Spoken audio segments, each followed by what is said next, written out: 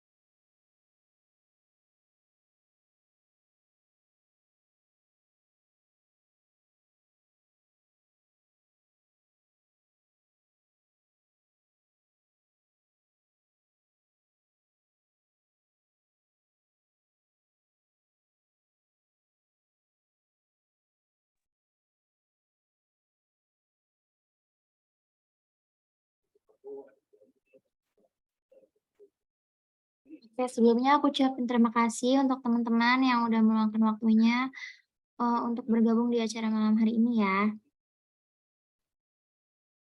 Selamat datang untuk para peserta dan narasumber yang sudah bersedia hadir pada kesempatan kali ini di kegiatan diskusi buku yang bertemakan Why You Should Start Reading a Self-Help Book. Oke, tak kenal maka tak sayang nggak sih? Maka dari itu, aku mau perkenalan diri dulu nih. Kenalin, aku Dipta sebagai MC yang akan memandu acara pada malam hari ini. Oh ya, di sesi selanjutnya, aku akan memperkenalkan narasumber kita pada acara malam hari ini. Tapi sebelum itu, kita mau dengerin dulu beberapa kata-kata dari founder Kita Literasi, yaitu Kak Ami. Kepada Kak Ami, dipersilahkan.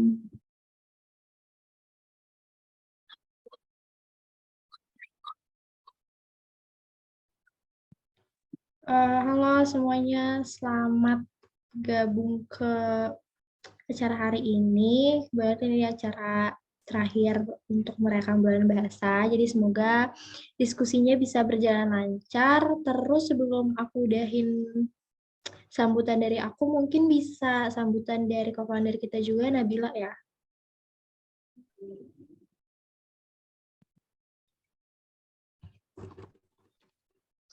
Oke, halo, selamat malam semuanya.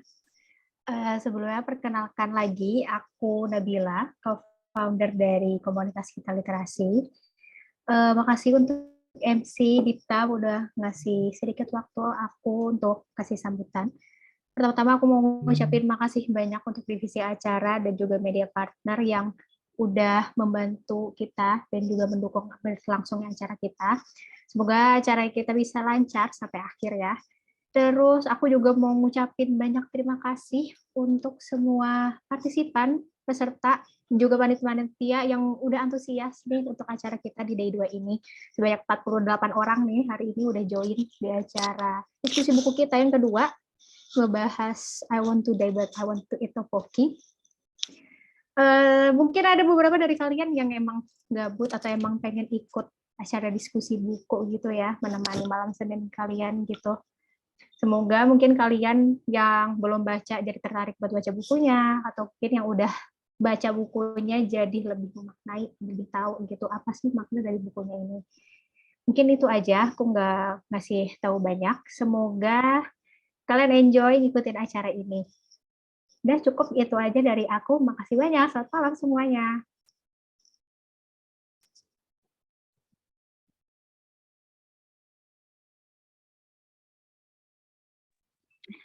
Oke, setelah kita mendengarkan kata sambut dari Kak Ami dan Kak Nabila, selanjutnya ada narasumber kita yang sudah hadir bersama kita pada kesempatan kali ini dan akan memberikan beberapa pengetahuan untuk kita mengenai buku self improvement nih.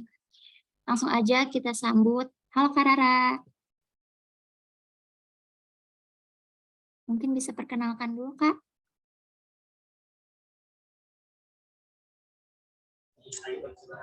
Oke, terima kasih kepada Divta karena udah ngasih kesempatan buat narasumber untuk memperkenalkan diri ya. Oke, jadi hari ini aku akan menjadi narasumber ya dari diskusi buku hari kedua ya. Iya. Dan perkenalan semuanya, nama aku Rara dan semoga kita bisa menjalani acara ini dengan baik ya.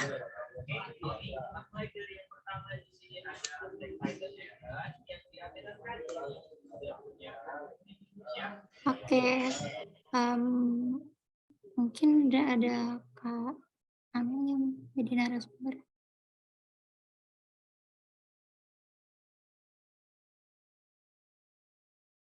Kenapa? Tadi udah menyapa nih, jadi nggak usah menyapa ulang kali ya.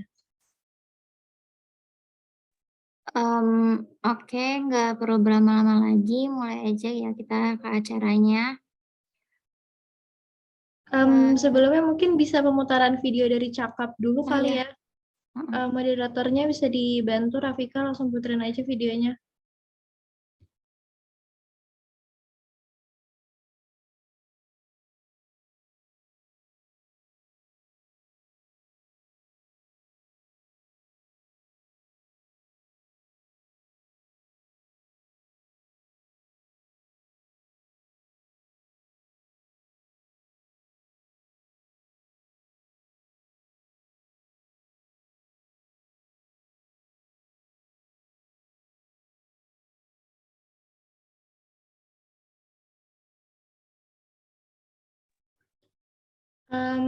Moderatornya bisa share screen nggak ya? Kalau nggak bisa, aku aja yang share screen. Bisakah?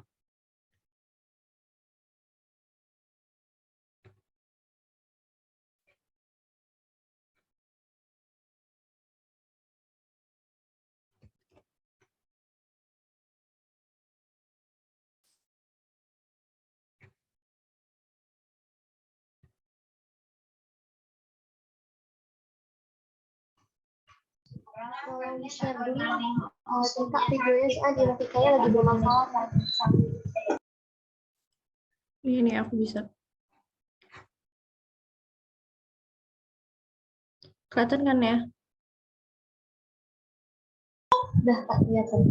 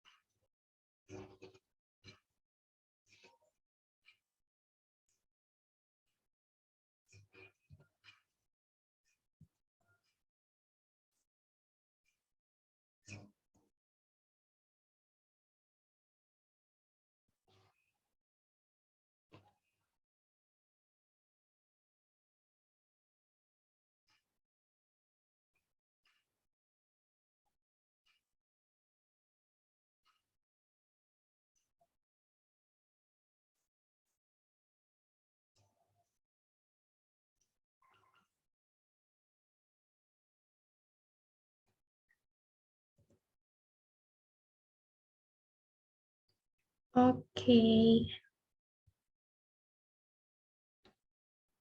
Oke, sebelum mulai acara hari ini, kita mau ngucapin terima kasih banyak ke Cakap yang udah menyediakan reward berupa simulasi ujian topik untuk semua peserta yang ikut acara sampai habis. Juga terima kasih untuk media partner kita yaitu Midnight Reading Club dan juga Forum Buku Berjalan. Selanjutnya, saya akan membacakan sinopsis dari buku I want to eat but wait. Sorry. I want to die but I want to eat tteokbokki.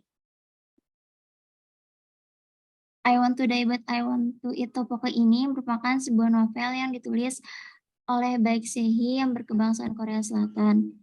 Novel ini dituliskan berdasarkan pengalaman penulis yang selama 10 tahun mengalami depresi ringan berkepanjangan atau dalam istilah medis disebut dengan distimia dan gangguan kecemasan. Melalui buku ini, penulis ingin mengungkapkan ceritanya bagaimana ia merasakan tidak baik-baik saja, lalu meminta saran ahli, kemudian mencoba bangkit dan berusaha untuk menyembuhkan diri sendiri.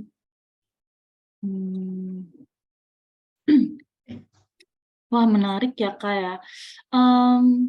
Mungkin sebelum kita masuk ke dalam sesi pertanyaan nih, kita mau tanya dulu ke narasumber. Menurut kakak-kakak narasumber nih, apa sih yang bikin buku self-help Korea itu menarik gitu? Apa yang bikin beda buku self-help Korea dengan self-help lainnya gitu? Siapa dulu nih? Keduluan ya. Ya, Oke. boleh. Nah, saya jawab sendiri. Kalau buku self dari Korea, bedanya apa? Sebenarnya aku nggak terlalu banyak baca buku self dari Korea. Cuma lebih ke Asia, karena ada dari Jepang juga, dari Indonesia juga, dari Korea juga. Cuma kebetulan dari Korea buku I Want to Debut, I Want to Eat Tteokbokki ini. Jadi mungkin pendapat aku tentang buku ini aja kali ya, kenapa buku ini bisa digemarin sama banyak orang, mungkin karena banyak orang yang relate kali ya. Karena menurut aku buat semua buku self-help, kenapa orang bisa suka tuh karena banyak orang yang relate sama masalah yang dialami sama penulisnya sih. Dan yang bikin buku ini menarik kan, buku I Want to Debut, I Want to Eat Tteokbokki ini dia ceritain dari waktu penulisnya ini ngalamin depresi sampai kemudian udah mulai ke proses sembuhnya.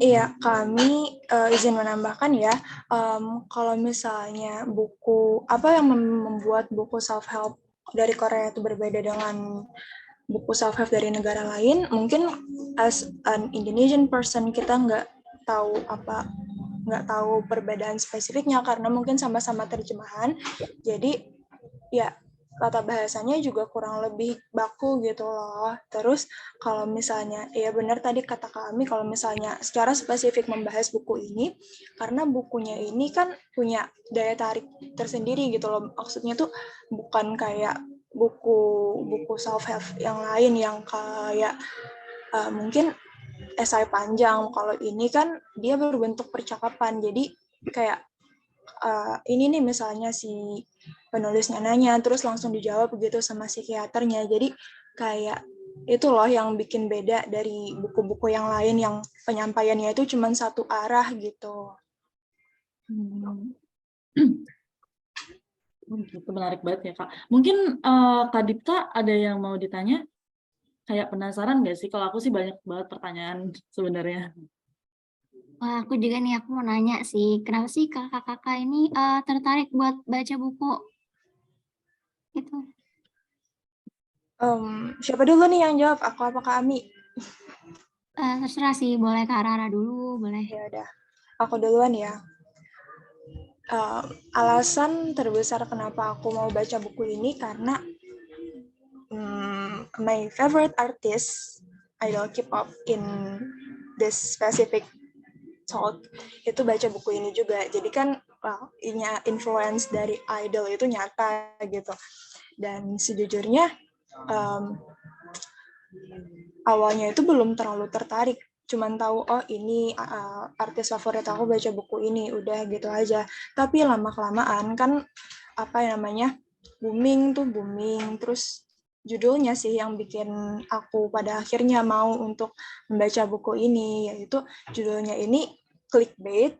Sebenarnya di dalamnya itu dia nggak membahas dia mau mengakhiri hidup atau makan topoki, melainkan dia cuma menyinggung masalah itu pas di awal gitu ya. Dia mengalami depresi berkepanjangan yang dari awal dia mau kehilangan semangat hidup sampai akhirnya di tengah-tengah fase itu tuh dia masih punya keinginan, masih punya desire untuk makan topoki gitu loh. Tapi di bukunya ini nggak ada dijelasin sama sekali masalah apa topoki dan lain sebagainya. Tapi aku approve buku ini sebagai buku yang bagus kok. Oke, nambahin punya Rara, selain karena emang banyak banget kayak ada kayak pembaca juga bukan satu orang kan. Cuma kalau salah satu yang aku tahu sih ya Kim Namjoon ya. Cuma aku nggak tahu kalau idol lain siapa, tapi banyak. Kenapa aku tertarik? Karena aku emang lumayan tertarik sama pembahasan tentang mental health. Jadi aku coba baca buku-bukunya, dan karena aku juga emang suka sama buku-buku dari penulis Asia, genre apapun itu, jadi buku ini jadi satu perhatian karena kayaknya buku ini boomingnya juga udah dari lama banget ya, kayak maksudnya peminat tuh nambah lagi gitu. Kayaknya menarik juga, dan karena ini kan berdasarkan pengalaman asli dari penulisnya, isinya juga kan penulisnya di situ ceritain juga ya kalau misalkan isi tulisannya itu berdasarkan rekaman yang berdasarkan rekaman yang konsultasi dia sama psikiaternya itu lebih menarik sih menurut aku. Iya, jadi kayak beneran based on true story. Menarik banget ya. Jadi kayak buku ini kayaknya dari tadi yang aku dengar itu kayak heavy influence banget dari idol untuk Karara. Aku sendiri juga suka K-pop. Oke, dia banget. Mungkin karena kita udah bahas ketertarikannya dari buku ini, kita mungkin bahas lebih dalam lagi gimana sih pandangan Kak Rara atau Kak Ami terhadap buku ini. Ketika membaca buku ini, apa sih yang insight yang kakak-kakak dapat? Oke, kalau dari pandangan aku sih pas baca buku ini, jujur capek ya, karena kita ngebaca curhatan orang, terus di saat yang bersamaan kita juga membaca analisis dari psikiater mengenai hal itu. Jadi kayak beneran gak bisa kamu selesaikan dalam waktu yang singkat gitu, karena emang kita hitungannya itu ngedengerin orang curhat, kita ngedengerin orang keluh kesah orang, itu kalau misalnya kita lagi di keadaan yang kurang baik, itu bakalan bikin kita sendiri down kan, gitu. Tapi di samping itu, kalau misalnya kita bisa menangkap apa yang dimaksud dari percakapan psikiater sama penulisnya ini, itu bakalan helpful banget sih. Oke, kalau pandangan aku tentang buku ini, itu tadi isinya tuh sebenarnya kayak negatif ya. Jadi kalau misalkan kita bacanya lagi dalam keadaan yang negatif juga, pasti bakal memperburuk keadaan kita menurut aku.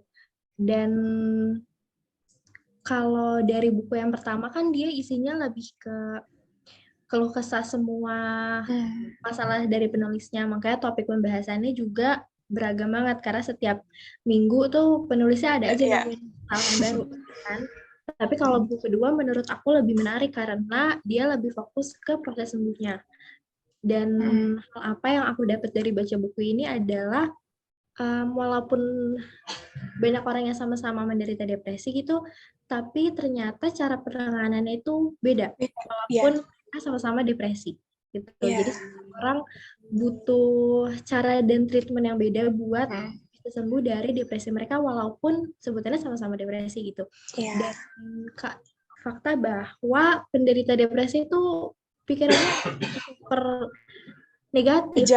Ajaib banget, ada aja yang dipikirin. Yang bahkan mungkin orang-orang yang gak menderita depresi nggak akan kepikiran hal sejauh itu gitu. Tapi ternyata berdasarkan cerita penulis ini, dia tuh bisa mikirin hal sebegitu dalamnya, padahal menurut kita itu hal yang biasa aja gitu kan ya, udahlah selewat gitu doang gitu.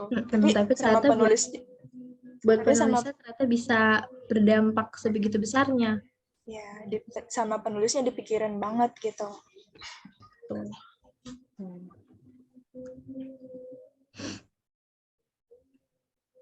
Menarik banget ya.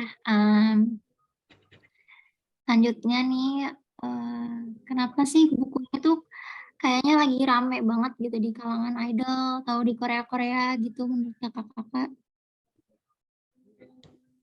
Oke, kenapa ramai di kalangan idol? Menurut aku, ini kan ada dibahas idol K-pop ya. Mereka kan hidup di negara yang sama. Jadi mungkin ada beberapa dari pengalaman penulis yang mereka pun pernah ngalamin itu gitu. Jadi mungkin mereka ngerasa mereka bisa nemuin cara gimana nyelesain masalah yang mereka hadapin karena relate sama si penulisnya. Makanya buku itu lumayan ramai. Gitu sih menurut aku karena latar kehidupan mereka yang mungkin mirip karena ada di negara yang sama gitu. Jadi budayanya pun sama karena di buku itu kan dia ada bahas beberapa soal kayak orang cantik harus begini, harus begini, harus begini gitu kan. Nah itu kan maksudnya kalau di Indonesia kan mungkin itu hal yang nggak terlalu dilihat sama orang gitu, nggak ada standar tertentu, tapi ternyata kalau di Korea sendiri tuh ada standar kayak gitu dan mungkin itu kenapa ramai di kalangan idol karena latar mereka sama sih. Ya, setuju sama kami. Emang pengaruh culture itu mempengaruhi banget ya. Jadi kayak yang kami tadi bilang, masalah appearance, masalah beauty standard itu emang banyak banget di sana kayak kasusnya atau pandangan-pandangan orang mengenai hal itu, sehingga orang yang kita pikir sesempurna idol aja dia bisa kepikiran gitu loh masalah asumsi publik yang macem-macem gitu, apalagi orang biasa kayak yang si penulis ini. Mungkin ya itu yang menyebabkan bahwa idol ini merasa oh dia harus membaca buku ini untuk apa ya, untuk kayak nge-solve, untuk menambah pandangan dia mengenai beauty standar ataupun masalah-masalah yang lain gitu, yang maksudnya itu sejenis dengan apa yang dia hadapi sekarang. Ya. Oke, tadi aku anyway dengar tentang kayak beauty standard gitu-gitu. Emang kalau kita kalau yang familiar sama K-pop culture, emang beauty standard mereka itu udah wow di luar batas sih menurut aku. Iya, Banget. setuju. Nah, Iya betul. anyway, tadi kayak Kak Rara bilang karena mungkin ada beauty standar kayak gitu yang membuat para idol ingin membaca buku ini. Nah, kalau buat kakak-kakak sendiri ini punya nggak sih bagian yang berkesan yang kakak suka dari buku ini? Ya masalah beauty standar itu tadi kalau nggak salah aku agak lupa sih. Dia ada yang bilang masalah apa ya? Kalau misalnya orang itu nggak pay attention ke dia itu jelek gitu. Nah itu padahal sebenarnya kan enggak gitu kan. Itu cuman pikiran-pikirannya dia aja. Terus ada satu hal lagi, ini kayak umum banget sih, yang mungkin orang yang baca buku ini udah familiar masalah kayak kalau nggak salah tuh ada kata-kata di sana, hanya ada satu aku di dunia ini, dan pokoknya itu dia membahas tentang aku ini. Pokoknya itu, bentar aku ada catatannya nggak sih?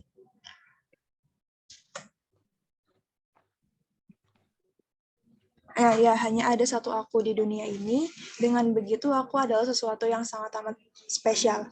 Diriku adalah sesuatu yang harus aku jaga selamanya. Diriku adalah sesuatu yang harus kubantu dengan perlahan, kutuntun selangkah demi selangkah dengan penuh kasih sayang dan kehangatan.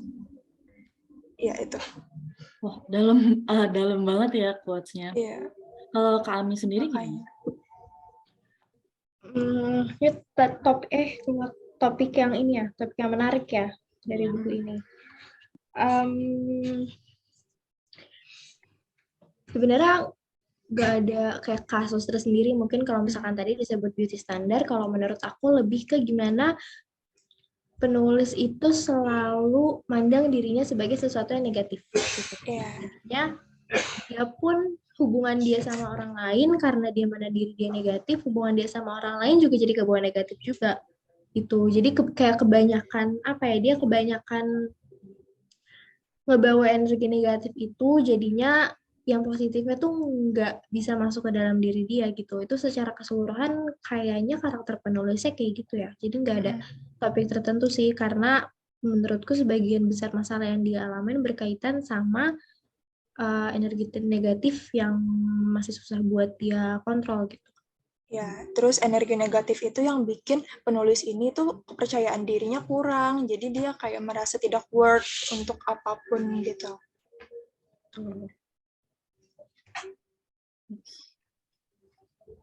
Oke, mulai dari beauty standard tadi kan, dia punya pikiran negatif. Tapi menurut kakak-kakak nih, ada nggak sih pesan moral yang dapat diambil dari buku tersebut? Banyak sih, karena ya kayak yang di-mention kami tadi, setiap minggu dia tuh punya punya pikiran yang beda-beda macam-macam gitu. Jadi di per bab atau per minggunya pun kamu bisa ngambil pesan moralnya. Tapi kalau misalnya secara keseluruhan, ya itu tadi kita kita bisa kita jadi bisa mengerti gitu kan pandangan. Kalau misalnya gimana ya, kita jadi mungkin bisa lebih berhati-hati terhadap lisan kita, karena kita nggak tahu lisan kita ini tuh berefek apa untuk orang lain gitu. Sampai orang lain itu bisa kepikiran dan lain sebagainya, dan bikin dia nggak percaya diri. Oke, kalau dari aku pesan moral ya.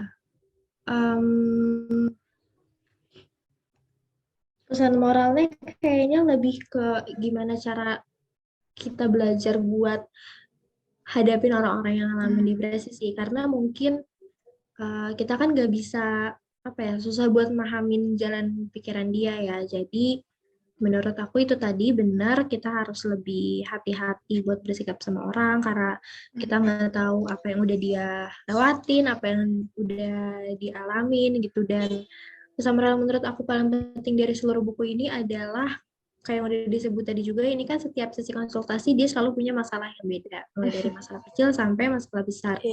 Dan semua masalah itu selesai gitu. Jadi pesan moral yang bisa diambil adalah walaupun kayak masalahnya ini akan selalu datang ya, tapi kita juga kayak punya 1000 cara buat selesain masalah-masalah itu gitu loh. Bahkan penulisnya aja yang tadinya ngalamin depresi sampai akhirnya bisa mulai sembuh. Padahal masalah dia kan tetap ada, tapi dia tetap bisa survive gitu. Jadi selalu ada cara buat berusaha selesaiin masalah yang lagi kita hadapin. Dan yang paling penting adalah cari bantuan profesional. Itu benar banget. Gak sanggup untuk selesaiin sendiri, kayak gitu sih. Mungkin aku mau cerita sedikit, kayak aku tuh sebenarnya nggak terlalu suka baca buku non-fiksi, self-help juga aku baru baca beberapa gitu. Dan dari buku yang aku baca beberapanya itu, dia biasanya tuh kayak lifting gitu loh. Kayak, kamu jangan terlalu fokus terhadap satu masalah, tapi next, move on gitu. Nah, tapi yang aku dengar dari kakak-kakak tadi tuh, katanya jangan baca buku ini kalau moodnya tuh lagi nggak bagus. Kalau lagi banyak pikiran atau kayak gimana, karena bakal berefek. Nah, itu berbanding jauh banget sama buku self-help yang aku baca. Karena makanya aku kayak tertarik, agak menarik gitu loh. Oh, kok nggak boleh gitu? Bukan ini buku self-help, bukannya buku ini tuh harusnya kayak improve diri kita sendiri gitu. Mungkin bisa dijelasin dari Ya langsung kami aja duluan. Menurut aku ini kenapa kita baca buku ini mungkin lebih baik buku 1 dan buku keduanya. Karena kayak yang udah aku mention tadi, buku pertamanya ini lebih fokus ke penulisnya yang ngalamin banyak masalah yang dihadapin. Tapi di buku kedua ini lebih fokus ke masalah sembuhnya. Gitu. Makanya kenapa jangan baca buku pertama kalau misalkan kita lagi punya emosi negatif juga, karena bisa jadi kita jadi kebawa memikirkan hal-hal yang nggak seharusnya kita pikirin segitunya, karena penulisnya punya karakter yang kayak gitu. Kecuali mungkin bacanya di buku yang kedua. Di buku kedua itu karena dia lebih ke proses sembuhnya, di mana penulisnya juga udah mulai nerima diri dia sendiri, terus dia juga udah mulai bisa ngelola emosinya gitu. Menurut aku akan lebih bagus kalau misalkan buku yang kedua ini kita baca kalau kita lagi punya emosi-emosi tertentu gitu loh. Kayak gitu sih. Iya, itu tadi. Soalnya di buku pertama ini kan dia apa ya, kita ngedengerin pikiran orang gitu, pikiran orang yang sedang mengidap distimia kan ini di sini kasusnya.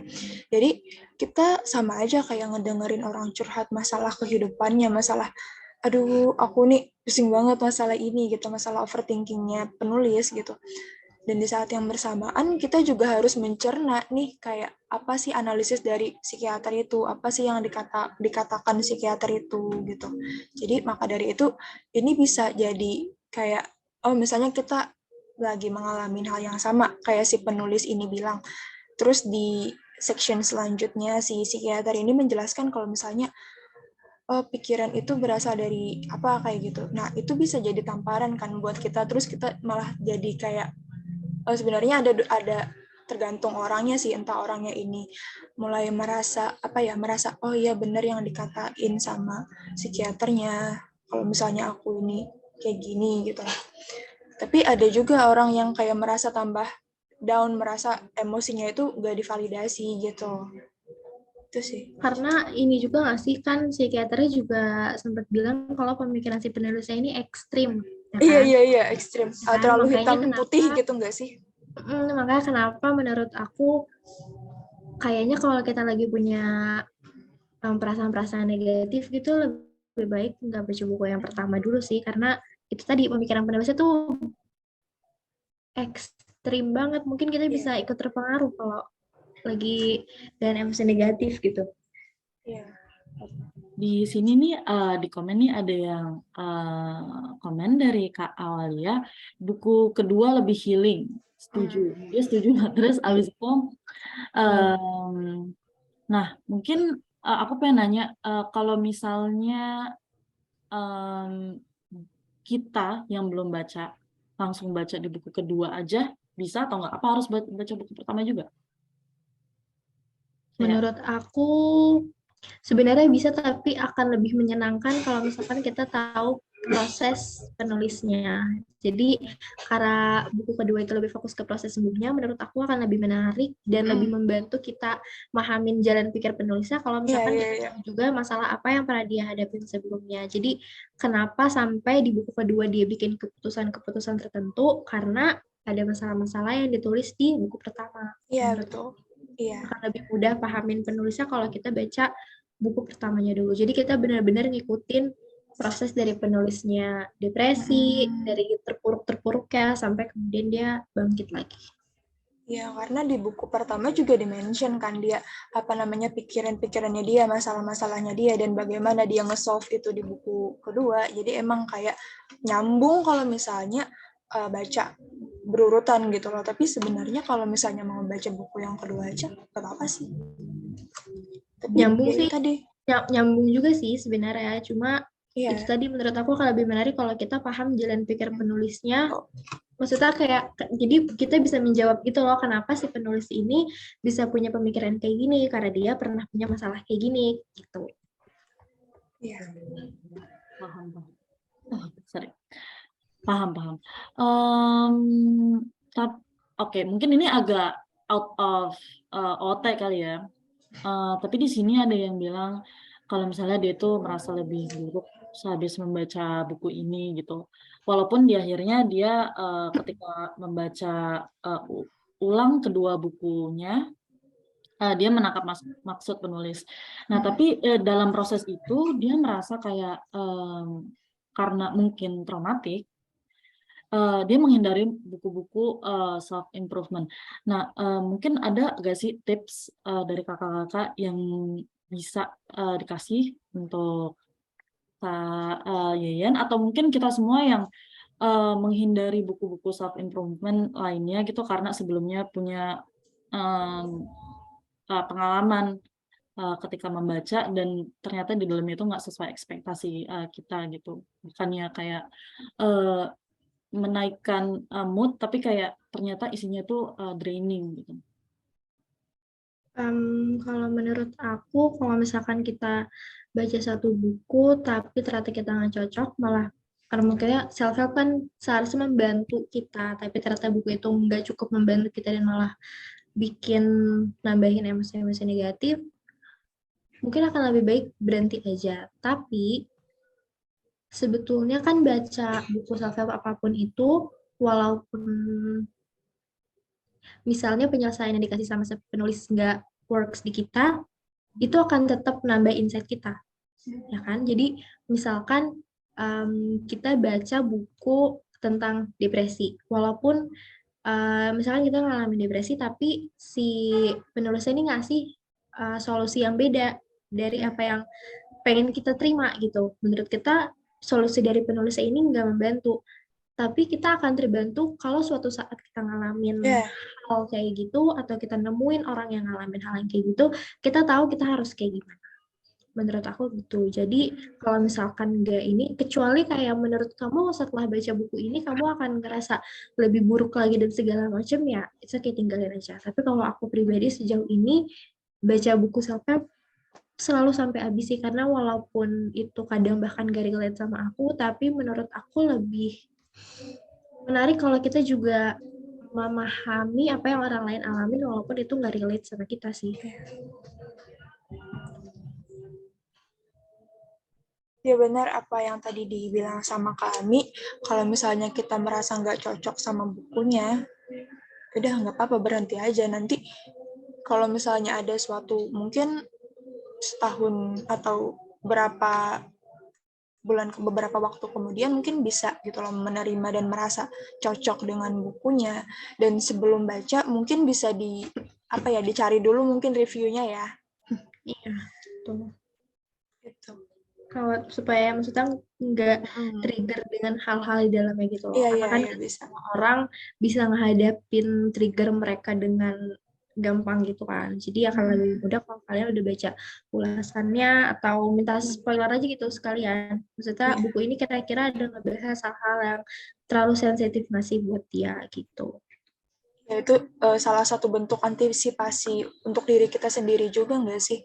Biar kita enjoy juga ngebacanya. Betul.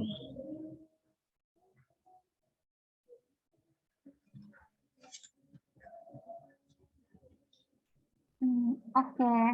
Karena kan lagi booming banget ya kan buku bertema self-help di Korea ini. Nah, pandangan pembicara tuh mengenai buku self-help dalam literasi Korea sendiri tuh seperti apa sih? Ya untuk Mungkin karena tingginya kita kayak yang kita tahu nih, Korea itu mungkin tingkat suicide-nya tuh tinggi ya. Jadi banyak orang-orang yang butuh ditolong gitu loh. Dan buku ini tuh salah satunya, buku self-help itu salah satunya cara untuk merangkul orang-orang yang sedang merasa kurang baik gitu. Terus kalau masalah influence dari buku Korea, buku yang self-help dari Korea ke Indonesia ini, mungkin influence-nya karena ya banyak idol K-pop yang baca gitu loh. Sorry, boleh diulang nggak sih pertanyaannya? Tadi agak nge-lag di aku internetnya. Oke. Kan karena maraknya buku bertema self-help di Korea nih Kak. Pandangan Kakak itu mengenai buku self-help dalam literasi Korea ini itu kayak gimana gitu? Menurut aku ya lebih bagus dong, karena akan ada lebih banyak orang yang terbantu dengan banyaknya buku. Semakin banyak buku mental health, semakin banyak orang yang akan terbantu gitu. Jadi mungkin itu bisa membantu mengatasi masalah dari banyak orang gitu.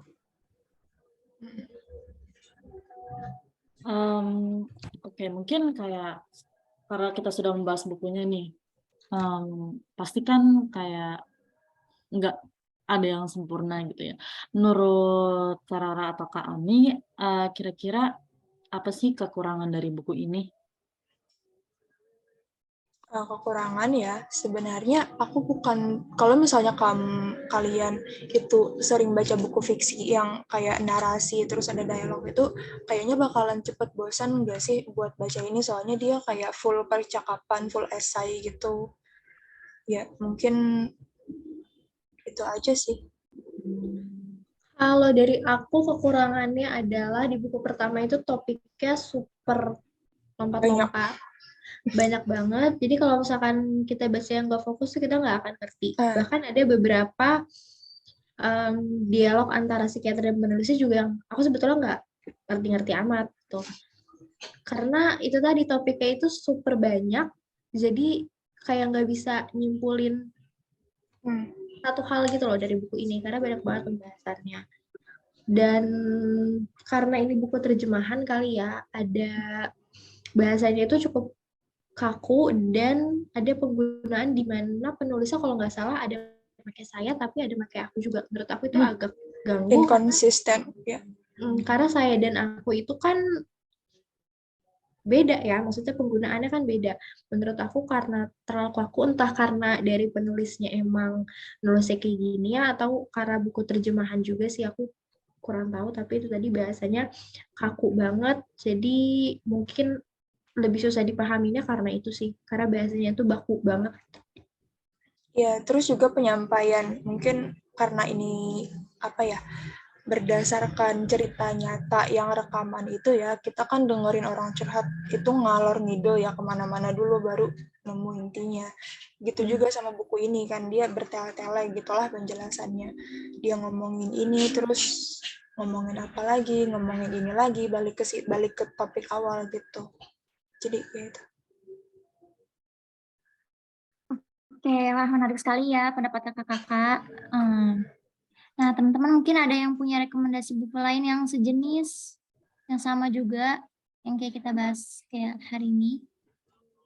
Ayo boleh sharing. Atau mungkin kakak-kakak nih ada rekomendasi buku self-help lainnya nih. Kayaknya kami suka deh baca buku self-help. Mungkin bisa di-share ke kita. Betul banget ya, ini kebetulan aku ada rekomendasi kalau dari penulis Indonesia sendiri, aku super suka sama bukunya Syahid Muhammad. Dia tuh ada buku terakhirnya judulnya Manusia dan Badainya. Sebetulnya itu buku fiksi, tapi menurut aku agak non-fiksi juga, cuma dikemasnya dalam bentuk fiksi gitu. Terus sama buku Duduk Dulu, itu bukunya Syahid Muhammad juga. Pokoknya buku Syahid Muhammad tuh kebanyakan self-help dan self-improvement ya. Jadi akan membantu. Kalau dari luar, aku lupa nama penulisnya siapa. Ini penulis Jepang. Bukunya itu Hidup Damai Tanpa Berpikir Berlebihan. Pokoknya yang covernya warna coklat. Menurut aku itu bukunya super menarik dan halamannya nggak terlalu banyak juga. Oke. Karara ada mungkin? Kalau dari aku sih Nyaman Tanpa Beban tuh bagus banget juga. Oh, yang cover Nyaman Tanpa begini ya? Beban. Itu sih. Korea ya? Nyaman Iya. banget. Dari penulis Korea. Siapa ya? Lupa. Maaf. Sama ini yang aku bukannya menyerah hanya sedang lelah itu Lelah, juga. iya itu. Dan menurut aku oke Iya, juga. itu Ya bagus halamannya juga nggak terlalu banyak deh. Tapi lebih banyak dari I Want to Debut, I Want to Eat Up ini sih kayaknya. Tapi itu masih standar ya, maksudnya juga. tuh nggak terlalu tebal. Karena banyak pengalaman si penulisnya juga gitu loh. Jadi menurut aku lebih menarik. Jadi isinya nggak yang cuma kayak ngajarin jangan begini gitu. Oke, mungkin dari peserta yang hadir pada hari ini ingin menyampaikan pendapatnya atau mau bertanya sama narasumber kita. Kita buka sesi tanya jawab ya.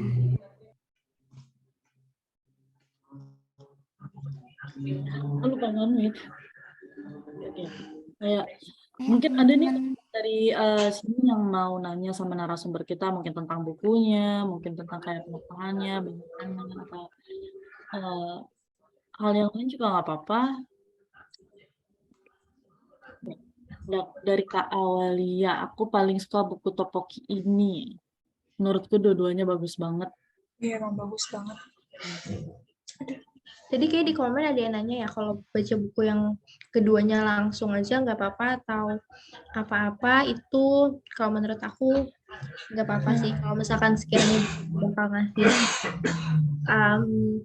emosi yang tidak kamu inginkan gitu di buku pertama, menurut aku baca buku keduanya langsung nggak apa-apa juga. Mungkin sambil nunggu teman-teman nanya, mungkin lagi berpikir nanya apa ya gitu. Aku kayak mau nanya-nanya sedikit aja paling, tapi ini kayak pertanyaan pribadi aku. Oke. Ini pertanyaannya agak apa ya, agak nggak aneh sih, gimana ya? Oke, mungkin langsung aja deh. Wait, ada yang nanya. Itu ada yang rekomen nggak sih buku? Apa dari pertanyaan dari Mega aja dulu. Iya. Dulu aja. Menurut kakak narasumber nih, kan kalau misalnya kita sedang kayak baca buku self-help itu, kita tuh sering apa ya namanya, di-quotating apa ya, yang di Anotasi buku. ya, anotasi buku. Itu gimana sih cara yang kayak yang tepat untuk notasinya? Karena aku jujur bukan penganut buku notasi-notasi gitu. Cuman karena kayaknya itu menarik dan itu juga lebih bikin kita bisa belajar lebih dalam nggak sih dari bukunya? Gitu. Kayak lebih memahamin kayak biasanya kalau yang aku lihat ya di Instagram itu tuh foto di circle terus di apa namanya, dicoret terus dia nulis kayak hal apa gitu, atau terus ditambah tempel tap gitu. Aku bener-bener kayak enggak familiar sama notasi, jadi mungkin bisa kakak jelasin?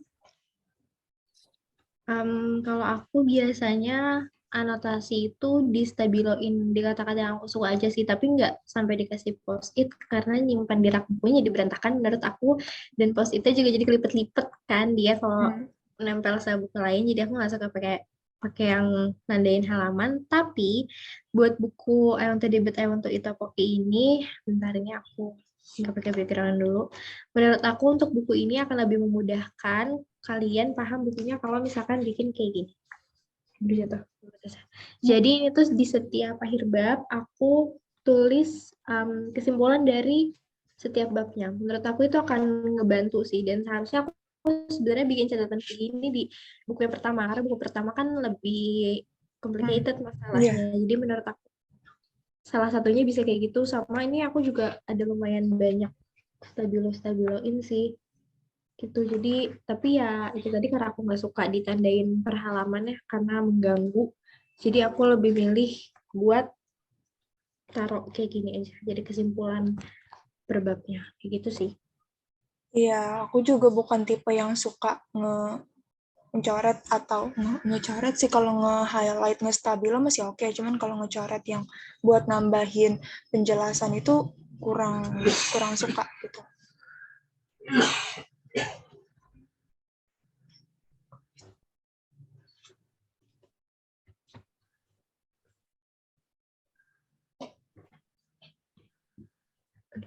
Sorry. Tadi nggak kami. Iya, tadi ke-mute masih. Apa namanya, maksud aku tadi aku ngomong kayak, jadi itu intinya kayak lumayan membantu untuk memahami buku self-help yang dibaca. Oke, mungkin aku akan bacain pertanyaan nih dari Kak Winzia. Halo Kak, aku suka baca self-improvement termasuk esai-esai Korea. Aku mau rekomendasiin buku Kim Soo-hyun yang Hidup Tanpa Adanya dan Nyaman Tanpa Beban. Iya, Lalu itu bukunya Gwelbewu yang buku lelah dan itu yang tadi aku bukannya menyerah hanya sedang lelah. Iya, itu bagus. Familiar ya ternyata di sini. Ada lagi buku Jong Moon-jong, judulnya Tak Mungkin Membuat Semua Orang. Nah ya, tadi juga saya belum baca. Sebenarnya buku dari Korea tuh super banyak nggak sih, karena di banyak. wishlist aku juga banyak banget, pasti banyaknya nggak tahu harus beli yang mana dulu. Ya, banyak direkomend juga kan soalnya. Ya, itu tadilah. Mungkin nih teman-teman sekalian nih bisa kalian screenshot atau foto atau gimana, bisa Iya. jadi rekomendasi buku kalian untuk literasi South Korea. Terus ada juga yang berbagi pengalaman bacanya, katanya capek dan dengar curhat Oh. bisa negatif. Oh gitu ya, kayak bener-bener negatif banget ya. Kan Negatif karena dibilang intinya, udah suai. karena isinya ya Keluh penulisnya kesah orang. ngeluh aja gitu. Oh. Penulisnya Sambat. Iya, dia sambat. curhatan yang dibikin buku gitu. Kak Awalia nih suka dicoret-coret, mungkin mau berbagi sama kita. Iya, Gimana? mungkin bisa on cap atau on mic. Itu dia yang tanya di kayaknya tadi terakhir. Oke. Kak Bilvia, kira-kira pembahasan dan masalahnya di author ini banyak yang related sama pemikiran para anak muda di kita nggak, Kak? Soalnya kan kalau di Korea pemikirannya deep banget dan too much, bahkan kayak kalau mentok ya suicide gitu. Kalau di sini kan kayak masih bisa cari jalan lain mungkin gitu. Gimana mungkin pendapatnya? Sebenarnya ada beberapa bagian yang relate nggak sih? Itu aku ada juga yang paling ingat itu masalah dia kan si penulisnya ini sekolah di jurusan kesenian ya. Sastra ya sastra. Jadi orang-orang itu beranggapan kalau misalnya dia itu bagus gitu loh nulisnya. Jadi ada beberapa part yang relate sama kita, masalah achievement sama masalah ya itu tadi yang achievement sih kalau kata aku, yang kayak orang-orang itu berekspektasi kalau misalnya kita kuliah di jurusan ini langsung jadi bagus gitu loh terhadap apa yang kita pelajari di jurusan itu, padahal kan enggak seinstan itu. Oke, kayak pertanyaannya maksudnya relate sama masalah penulisnya kali ya. Relate sama masalah penulisnya. Menurut aku relate sih, karena salah satu masalah yang disinggung adalah gimana dia menghadapi orang-orang yang suka ngejek dia secara fisik, terus juga waktu dia dilarang sama kantornya untuk bikin buku sendiri, gitu. Jadi apa ya, kayak terkekang di satu lingkungan yang kita tuh mau ngapa-ngapain susah, padahal itu untuk kebaikan diri kita sendiri juga. Menurut aku sebetulnya masalahnya banyak yang relate sih, tapi mungkin kalau di kita nggak ini ya, orang tuh mikirnya nggak sebegitunya gitu. Karena itu tadi, penulisnya ini kan punya ngalamin depresi, makanya kenapa dia mikir sampai ke sana. Tapi sebetulnya kalau masalahnya sendiri menurut aku cukup banyak yang relate sama kita sih. Dan kalau misalkan di sini masih bisa cari cara lain, sementara di sana suicide, menurut aku kayaknya di sana juga udah better deh, karena itu tadi kan sekarang juga makin banyak ya penulis-penulis yang keluarin buku dengan tema mental health kayak gini. Jadi menurut aku itu akan pelan-pelan ngurangin jumlah orang yang suicide sih, kayak gitu. Jadi masih bisa cari cara lain ya. Sebetulnya di sana dan di sini sama-sama. Jadi masalahnya menurut aku masih relate, cuma itu tadi karena si penulis yang ngalamin depresi, jadi dia mikirinnya lebih ekstrim dibanding kita pada umumnya gitu. Tapi kalau masalahnya mah kurang lebih sama menurut aku.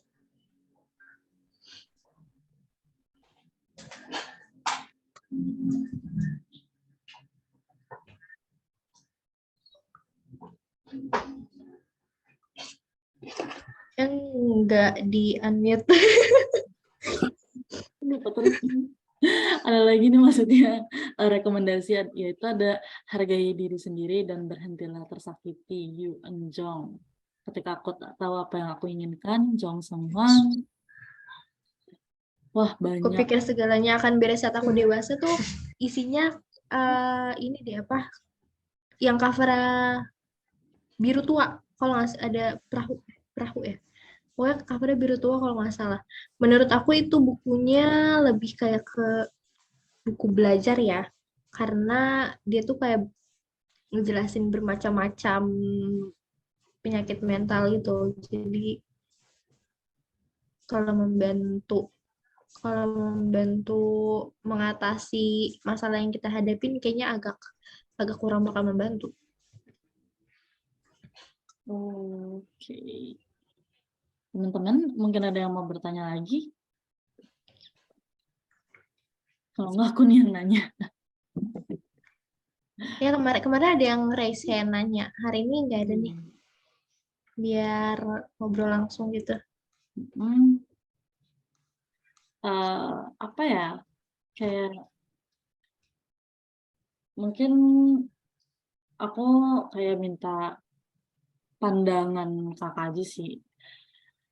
Tentang self-help book. Biasanya kan kalau misalnya buku non-fiksi itu punya suatu stereotip kalau misalnya mereka itu ngebosenin. Terus kayak even ada beberapa pun yang berpendapat kalau misalnya buku self-help itu sebenarnya nggak terlalu membantu. Jadi sebenarnya menurut kakak-kakak nih buku self-help itu apakah benar membantu atau cuman kayak ya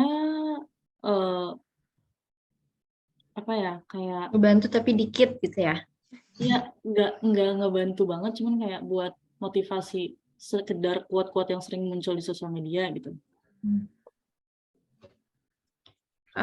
Kalau buat aku pribadi sih sebenarnya membantu ya, karena buat beberapa orang kan kadang kita suka ngerasa nih kalau kita ngalamin satu masalah kita ngerasa kok gue doang ya yang ngerasain ini. Tapi setelah kita baca buku tertentu kita bakal tahu ternyata ada orang lain juga yang ngalamin hal yang sama kayak kita. Jadi walaupun itu tadi, walaupun misalkan bukunya tuh nggak membantu kita di saat ini, mungkin aja buku yang kita baca tuh akan membantu kita di kemudian hari bakal membantu kita suatu saat gitu loh, atau ngebantu orang-orang yang pernah ngalamin itu, jadi kita tahu kita harus kayak gimana kalau ngadepin orang yang lagi punya masalah kayak gitu.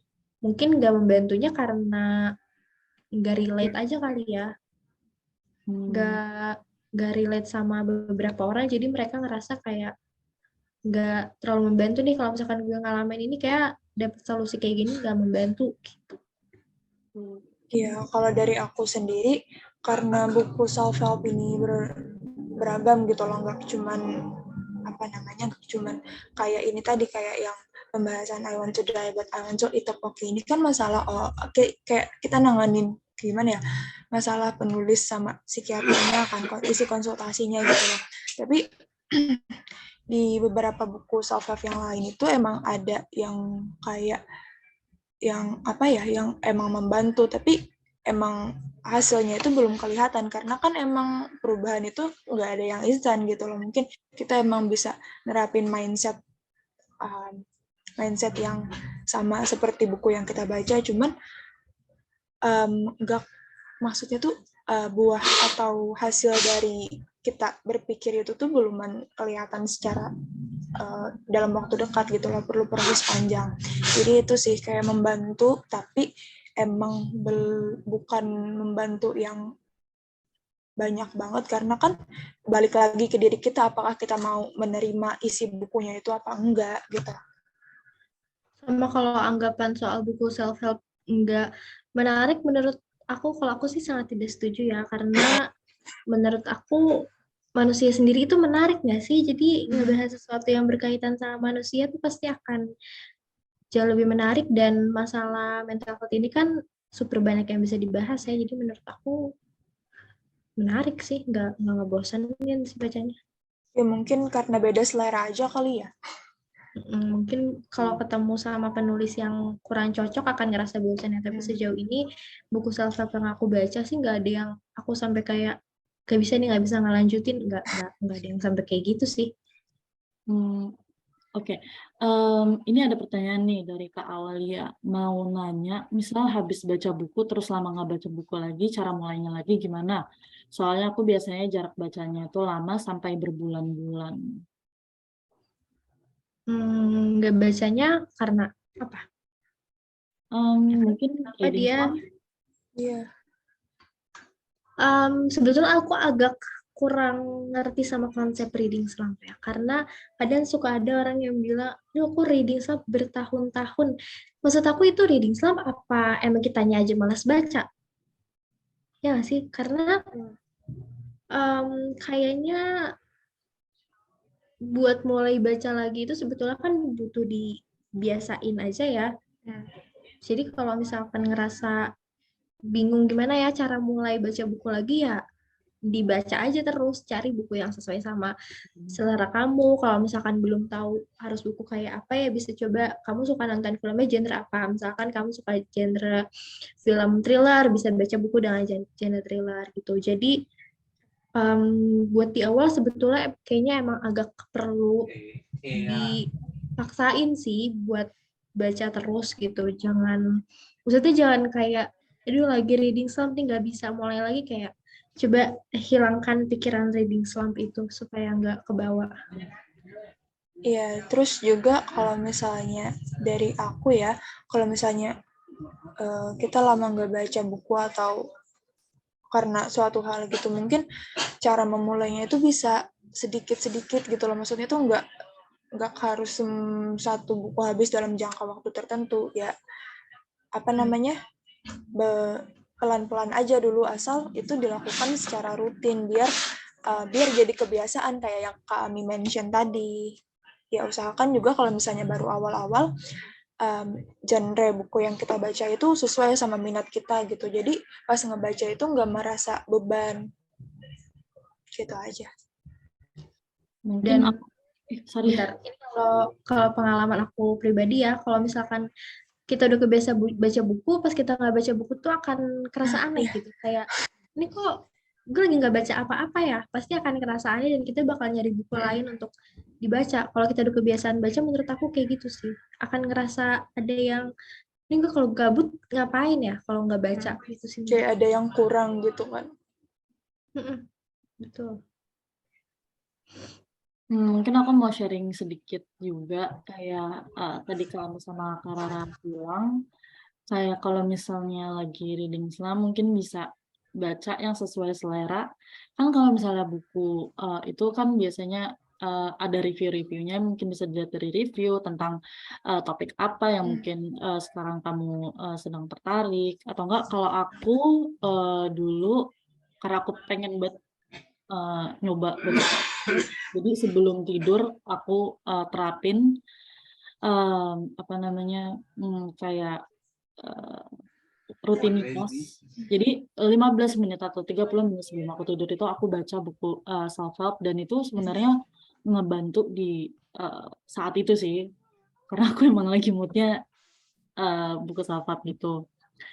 Berarti kalau kamu lebih ke waktu ya, nargetin waktu harus berapa ya. lama. Kalau aku lebih ke Halaman nggak sih? Nah, Sama. kalau aku halaman, kayak misalkan aku Iya. satu hari itu minimal harus bacanya 100 halaman, tapi kalau misalkan kamu belum kebiasa sama target kayak gitu, jangan dibikin tiba-tiba Iya. sehari 100 halaman gitu. Gak apa-apa kayak Jangan. sehari, misalkan Pingsan kamu nanti. nanti iya makanya ditambah-tambahin aja supaya bacanya tuh tetap enjoy juga, jangan terpaku sama gue harus selesaiin buku ini dalam waktu 3 hari, jangan kayak gitu juga. Karena aku juga di beberapa buku ada kok yang baca sampai berbulan-bulan padahal halamannya ya sama aja kayak novel-novel yang lain yang aku baca. Kayak gitu sih.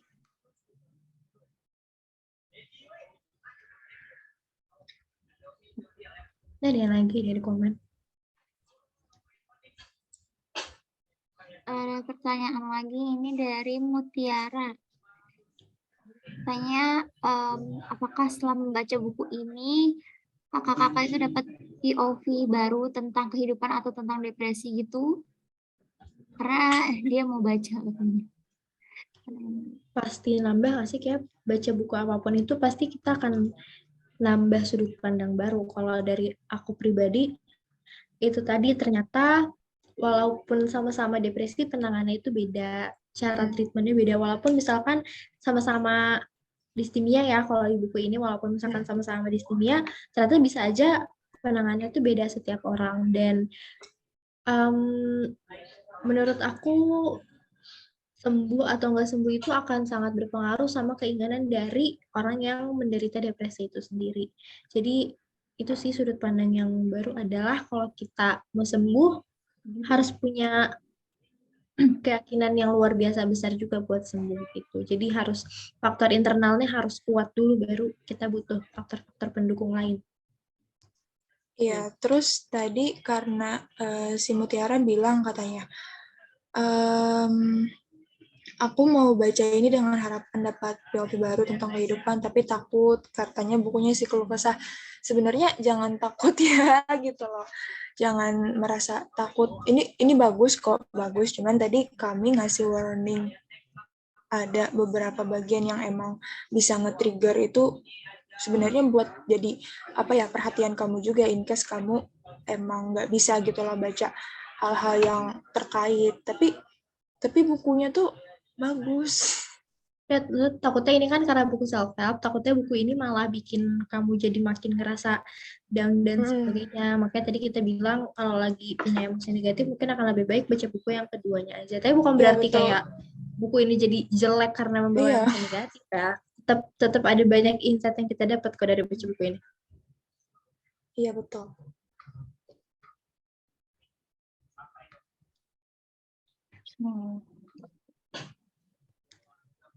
Oke, mungkin kayak pertanyaan terakhir kali ya dari Kak Winza.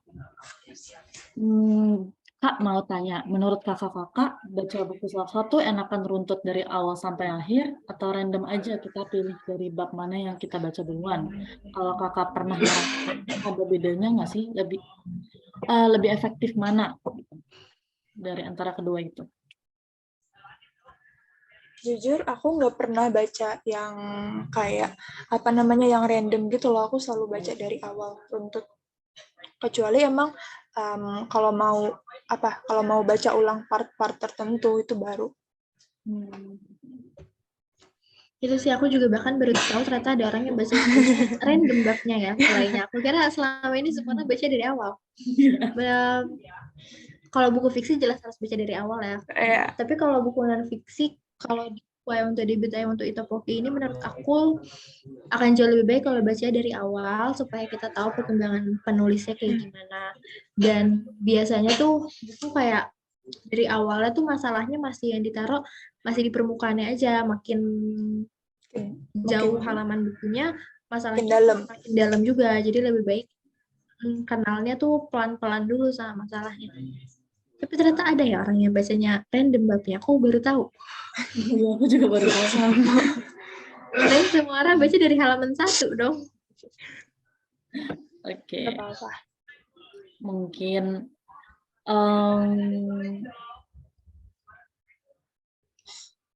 oke, teman-teman, apakah ada pertanyaan lagi? Kayaknya sudah cukup gak sih? Kayaknya udah banyak banget nih teman-teman nih yang yang sudah memberi pendapat-pendapatnya. Nah sekarang nih kita MC juga ingin mau kasih rekomendasi buku buat teman-teman sekalian. Rekomendasi buku ini akan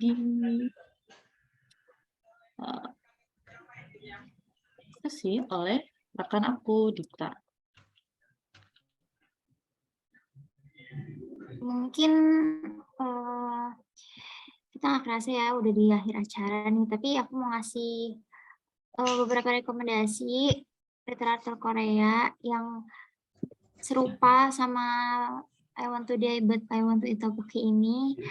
Yang pertama ada How to Respect Myself by Yoon Hong Yoon, itu juga bagus. Yang kedua ada yang Hidup Apa Adanya yang tadi ada yang komen juga by Kim Soo Hyun.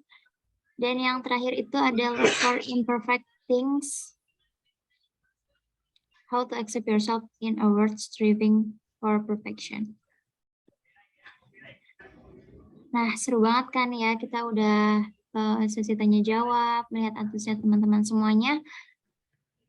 Dengan akhirnya pembahasan ini, maka berakhir juga acara pada malam hari ini. Tapi sebelumnya, nanti akan dibagikan melalui kolom komentar untuk link feedback forms-nya. Tunggu aja ya teman-teman. Nah teman-teman sekalian, Jangan pergi dulu. Jangan pergi dulu, masih ada kejutan. Nah, kita masih ada kuis nih buat teman-teman sekalian. Nah, siap-siap ya teman-teman. Nah, gimana sih cara metode kuisnya ini? Nah, ya, aku akan kasih pertanyaan nih untuk kalian. Nanti akan kalian kasih jawabannya melewati kolom chat. Kita akan pilih yang tercepat dan yang paling banyak menjawab.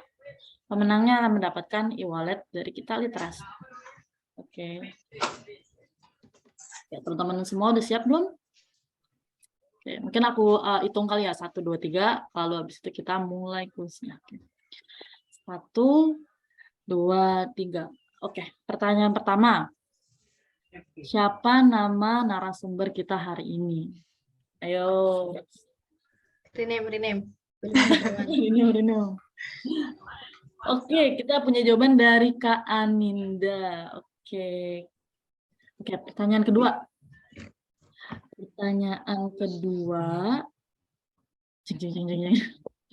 Apa nama? Oh, ini kayaknya yang tahu cuman ini deh, yang pernah baca bukunya deh. Apa nama penyakit yang diderita oleh? Oh, tapi tadi kita mention Iya, juga dimension namanya tadi apa?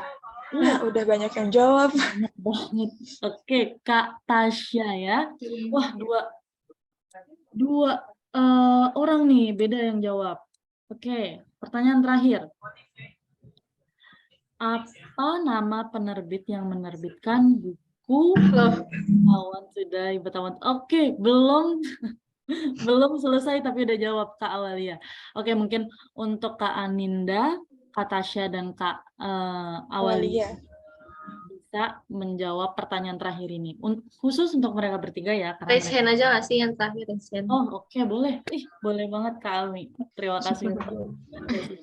Jadi di antara kakak-kakak tiga ini bisa raise hand secepat mungkin ya. Ini pertanyaannya gampang banget loh.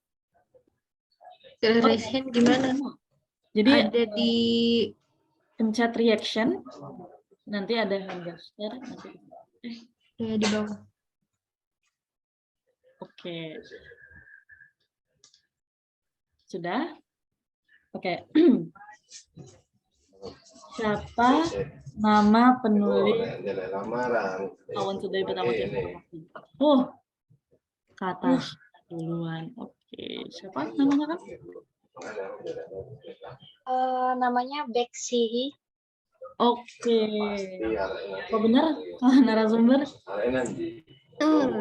Bekse tapi ya Bekse. Beksehi. Untuk Kak Tasya, selamat telah memenangkan hadiah dari Kita Literasi berupa e-wallet. Untuk kontaknya harap bisa dilihat di MC akun kita. Dan informasi mengenai hadiahnya akan dikirimkan melalui personal chat. Lalu di kolom komentar nih sudah ada link feedback form yang bisa teman isi untuk mengklaim hadiah dari Cakap. Lumayan banget nih hadiahnya, simulasi tes topik buat yang mau ngambil tes topik tahun depan. Coba dulu. Kalau misalnya kalian mau ambil itu, kalian harus isi nih link feedback form. Oke, mungkin kita bisa langsung ke sesi dokumentasi ya. Bisa pada on cam dulu kali ya buat sebentar nih untuk dokumentasi aja. Betul, ini udahan nih raise-nya. Terlalu. Udahan pertanyaannya, udahan. Aduh. Hai semuanya. Pemenang yang tadi kalau nggak on cam nggak jadi dapat hadiah tau. Ganti. Enggak. Ayo pada on cam dulu. Nanti masukin Instagram Kita Literasi. jadi artis. Gitu kan. Bener, kalau nggak on cam nggak dapet hadiah tahu. Online kan. Biar nggak dapet hadiah. Hadiahnya Iya, yang lain gak ada yang mau masuk Instagram kita dikit, tahu nanti masuk ya.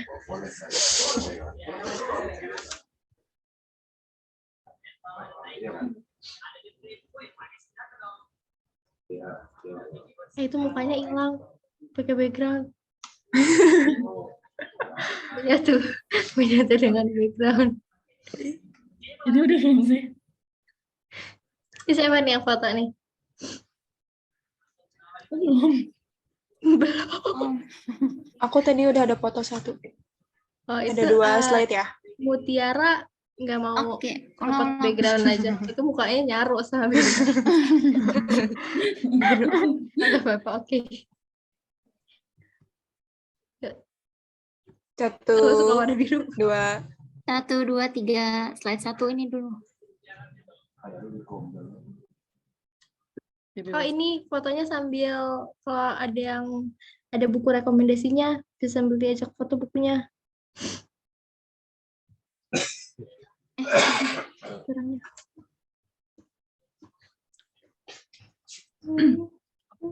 Slide kedua lagi. 1, 2, 3. Ya di slide kedua nggak ada yang on cam. Sedih banget. Gak apa-apa, foto aja. Udah. Oke. Nah, sebelum kita selesai, kita mau ucapin terima kasih banyak kepada narasumber kita, Kak Rara dan kami yang sudah meluangkan waktunya. Terus kita juga ingin berterima kasih kepada Cakap dan juga teman-teman yang telah hadir di acara kita ini. Lalu aku juga pengen ingetin kepada Kak Tasya nanti bisa hubungi kita lewat chat ya untuk informasi kontaknya. Demikianlah acara kita malam ini selesai. Sampai bertemu di acara kita lainnya. Terima kasih semua. Kasih semua. Jangan lupa isi feedback formnya ya di bawah. Dadah semuanya. Terima kasih.